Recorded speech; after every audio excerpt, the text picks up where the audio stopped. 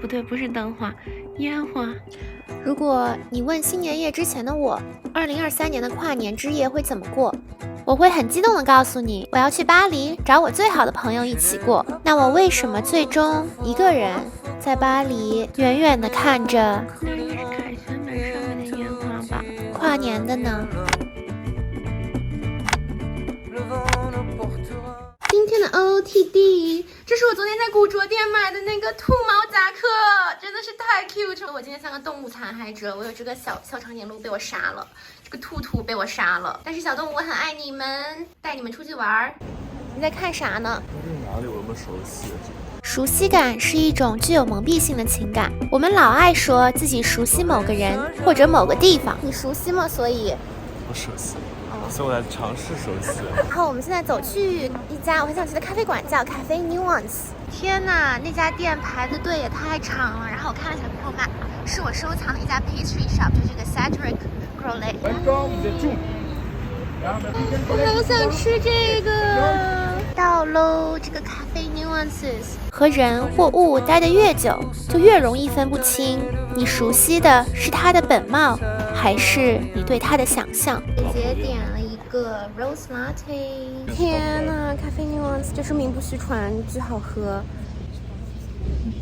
这是我第一次喝 Chemex， 我之前都直接点 V60， 但是它仍然是自动冲的 ，which is a little bit unexpected。那个咖啡师人特别好，我给他问了很多推荐，他给我推了一些我自己收藏过的，并且还给我推了一个 app 叫 Europe Coffee Trip。And there's a lot of specialty cafes in there。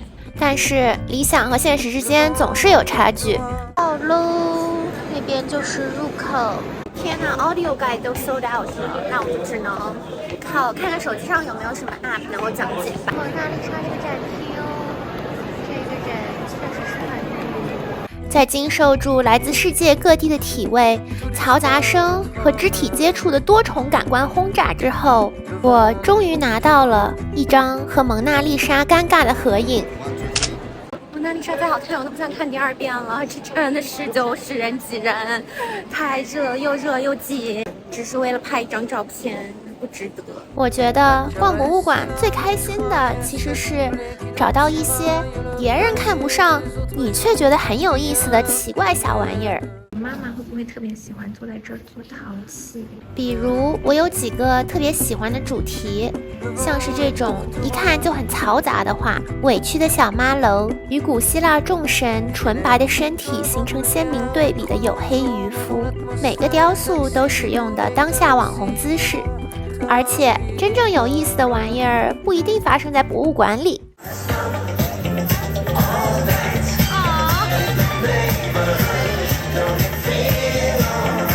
而是在不经意间的巴黎街头。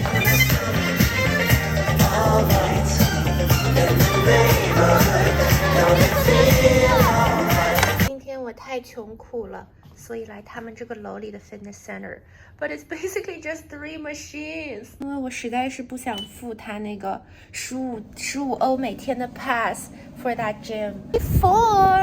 今天就是太阳打西边出来了，因为李敏捷竟然比我 get ready 的要早很多吼。I don't know how that happened。我觉得就是李敏捷可能睡了一觉起来就换了一个 different person。Here's my outfit。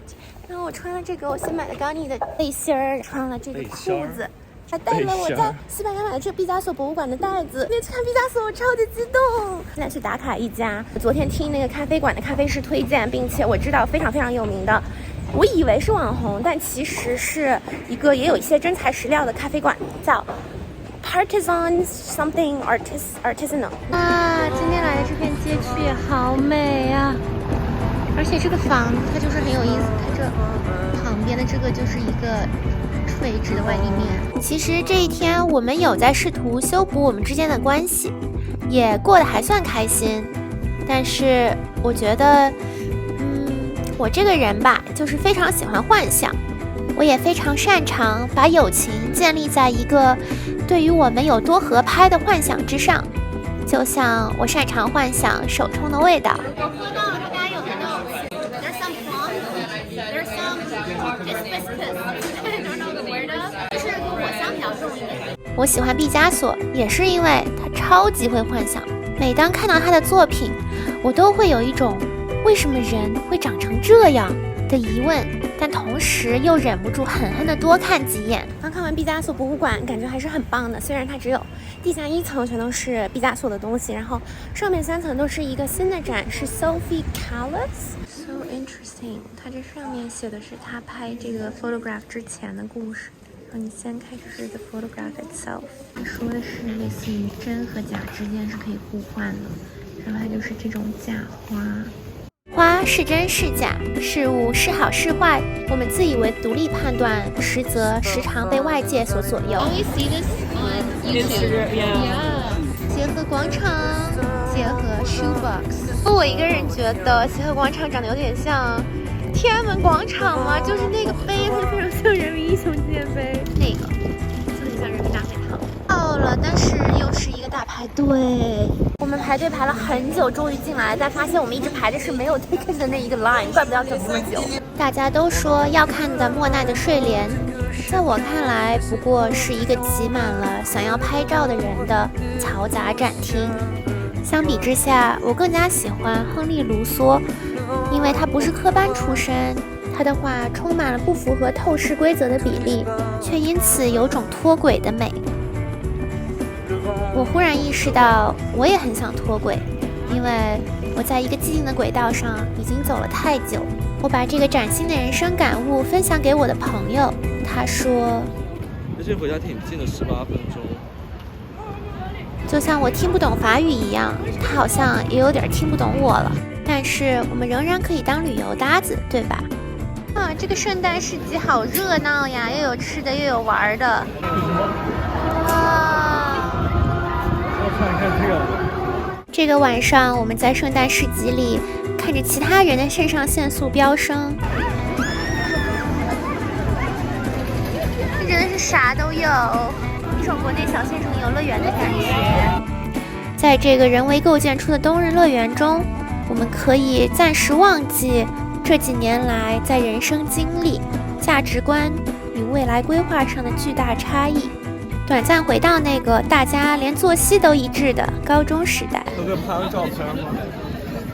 好，你们想吃的是那家 Juvenile， 但它关门了，所以就来这家。哦，这家店的甜品是 so good。一个今天终于早起的人，在这个时候眼睛已经快合上了。刚被你看到了吗？真的。Day 5 I think。今天穿的主题是牛仔 and 花花。我的这个毛线帽我非常喜欢。今天我们的计划是先去奥赛博物馆。快点，这个蹲在地上的男子，你怎么口袋里全是餐巾纸啊？这是小片儿。哎，我真是活色生香啊！我穿的。我就跟你那小跟班一样的。对呀、啊。来到了新的街区，这个街区叫什么呀 ？OK，let me orient。我们来这家 Noor， 他们就是很有名的一家连锁。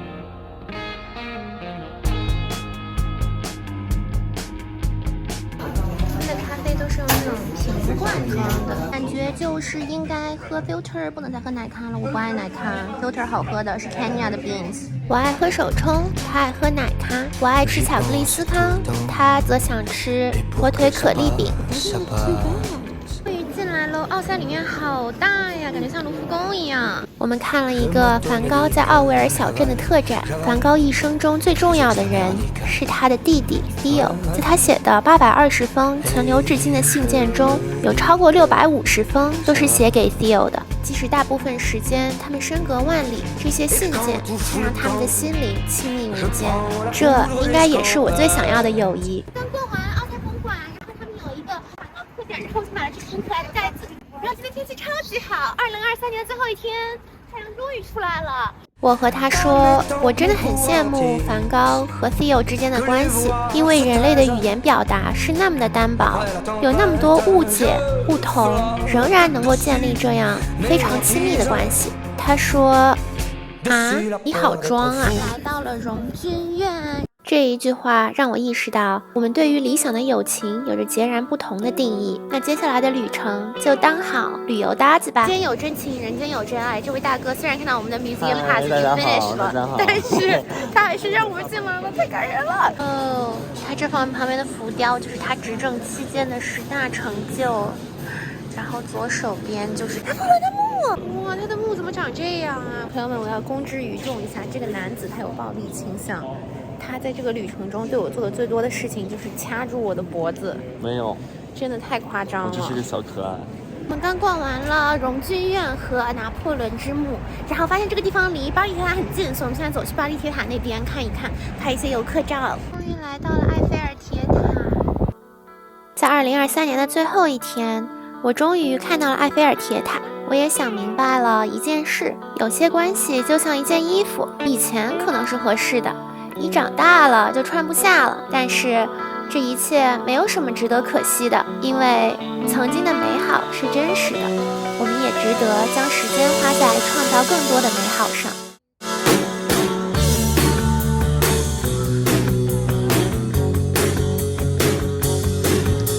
2024年的第一天，今天我的计划呢就是去蓬皮杜 Center 碰碰运气。看他们官网上说，他们因为一个 social movement，which is basically 罢工不开了。但是他们今天按理说是要开的，都是一个碰运气的主题吧。大部分店啊、餐馆啊、咖啡馆啊，应该都是不开的。事实证明，新年的第一天运气总不会太差。我先是吃到了2023年的可颂第1名。Croissant acquired。听说法国人觉得一边走路一边吃东西很 rude， 但是我不管，因为我是个 tourist。我觉得第一口没有我想象中那么惊艳，那个皮没有我们第一天吃那个 Isabelle 那一家脆。那我在想，是不是因为它是一个连锁店，但是他得奖的那一家店的师傅他不是在这一家做的。接着，不信邪的我踏上了找开着的咖啡馆之旅。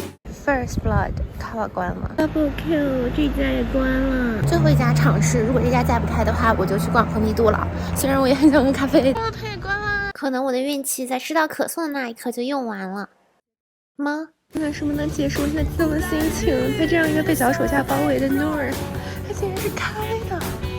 天哪，激动死了！原来是这款。哇，我好开心啊 ！Who would have imagined？ 它会在今天开，并且就是他们这个脚手架已经放成这样，它还开。这家店真的好宝藏，我爱够了！吃的这个是 Rwandan beans， 我觉得 apricot 的味道是最显著的。Black tea 的话，我只能尝出一点点。但是 Rwandan coffee 都是比较酸的那种口感吧，感觉在这样的一个早上逛马黑区是一个很有意思的体验，因为一般来说马黑区是一个很多人很挤的那种购物区，但是因为今天是新年第一天，很多店都不开，很多人都还在家里睡懒觉，所以说街上就是出奇的安静，然后就有一种很神奇的体验，因为你就会和一个通常是闹市区的地方非常亲密的连接，因为只有你一个人，但少数几个其他行人。最后一个碰运气的点，蓬皮杜的确是开的，有人在排队。平常我见到人排队就是觉得很烦，但今天有人排队，我真的是好激动啊！我可以排很久。进来了！钱包的东西还好高级，就是可以自助的。开始了，要到外面这个地方上去。哇，